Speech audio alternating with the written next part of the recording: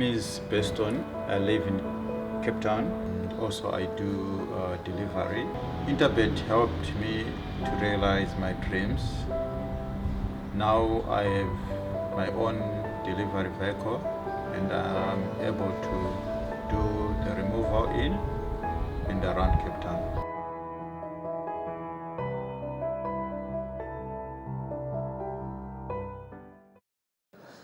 Welcome to everyone joining us for this preview. It is for the meeting on Sunday at Hollywoodbets Scottsville, racing on Sunday the 5th of February.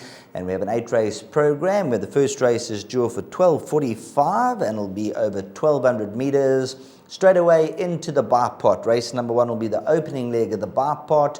Before we give you our selections, let's see a rerun of number 10, Can't Catch Me, at Greyville on the 6th of the 11th when finishing 3rd. And then we do have interviews with Tony Riverland and also a representative from the Peter Muscat stable.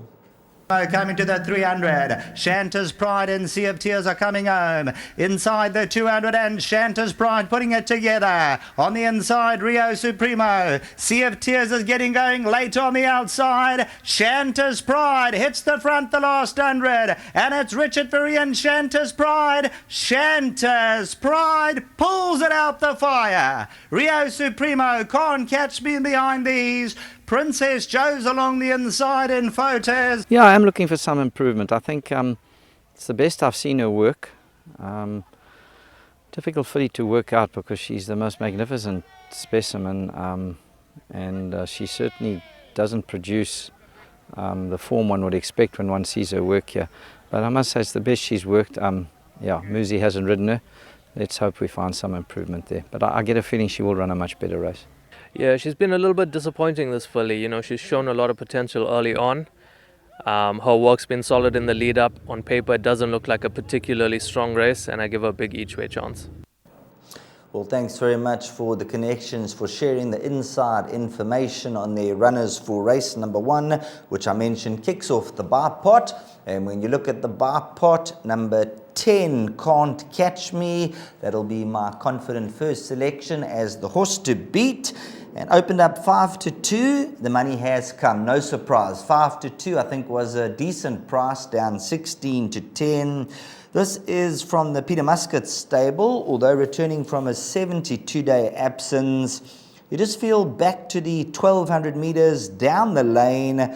Can't Catch Me. I think this is going to be her day to shine. If you look at some of the form lines, that last run behind Ed VJ, we've seen horses like Ed VJ come through, Bright Star, Catalaya Summer. Some of the other form lines, the Shanta's Pride run, Princess Joe, Cinnamon Blush and Dilla, just to give you a little bit more confidence. And the Mslali form line, that has worked out terrifically well. Valeria's Dream has come out and won and placed. Then you have Alpha Betty. Zinakele has really done well. I think she's come out and won 2 after that. So Zinakele has done exceptionally well. She's now, I think, a 3-time winner, Zinakele. So the form line's working out very, very well there. Shona Kirsty Ives and also Escapologist. So if you look at that form line, lethal. 1,200 meters, I believe, is going to suit her down to the ground. The last one over 1,400 meters, never fired up. Definitely worth another say. So strong on number 10, Can't Catch Me in race number 1. I think this is worth a bet on the nose. Will be quite tough to beat. When you look for the opposition, number 4, Variety Fair. That's a horse who will be the second pick. Goes the 1,200 meters. Last time stayed on when they tried to tuck her in and ran on smartly in the closing stages. So that'll be the exacta and the swinger horse. Number 2, Pretty Analia, is definitely worth including on that last run. Although wasn't the strongest of fields behind Fort Jador, you just get the feel that this is a horse who will win the maiden from the Paul Gatsby stable. Let's look at number 8, Abound Light. You heard from Tony Riverland. Lovely looking specimen, maybe for the back end of the quartets. 11, Royal Oasis has got some neat runs in the bank, a professional maiden. And number 13, Dapper Fontaine. Now when you see those orange and black colors, It goes back a long way. We had shares in a horse called Devonesque who ran in these colours at Scottsville quite a few years ago, and we had a little tickle at 100 to 1, and he beat the 1 to 3 favourite. So on sentiment value, seeing these colours running again with some of the connections. Number 13, Dapperfontein. This could be the lurker in the pack, and we did tip her in the penultimate run to finish in the quartets, and she ran fourth. So throw in number 13, Dapperfontein, a horse definitely worth throwing into the quartets. But opening the batting, number 10, Can't Catch Me, 5 to 2 down 16 to 10. I think the money could be spot on in race number 1.